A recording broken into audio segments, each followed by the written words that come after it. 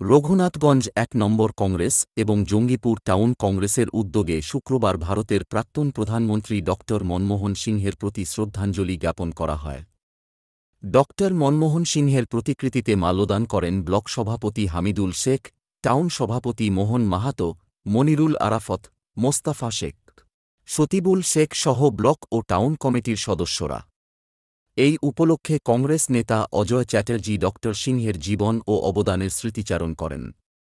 Block সভাপতি হামিদুল শেখ জানান, ড মনমোহন সিংহ ২০০৪ থেকে ২০১৪ সাল পর্যন্ত ভারতের প্রধানমন্ত্রী হিসেবে দেশকে নেতৃত্ব দিয়েছেন।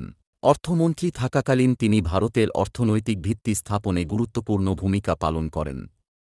টাউন কংগ্রেস সভাপতি মোহন মাহাতো বলেন, আমরা শুধু একজন প্রাক্তন প্রধানমন্ত্রী নয়, একজন মহান অর্থনীতিবিদকে হারিয়েছি। ২০০০ সালের আর্থিক সংকটের সময় ড মনমোহন সিংহের আর্থিক সংস্কার বিশ্বজুড়ে বিপ্লব সৃষ্টি করেছিল। অনুষ্ঠানে কংগ্রেস নেতারা জানান, ড সিংহের প্রতি শ্রদ্ধা জানাতে পার্টির পতাকা অর্ধনমিত রাখা হবে। অথচ ভারতবর্ষের আগে ৫০ দিনের মধ্যে খনিজ পদার্থ মাটির নিচে সব শেষ হয়ে যাবে, তখন ওই পরমাণু দিয়ে ১ কিলো পরমাণুতে ৬ মাস ৬০০ ইউনিট করে সাপ্লাই করতে হবে। ১ কিলো পরমাণুতে সামান্য এই ডাস্ট।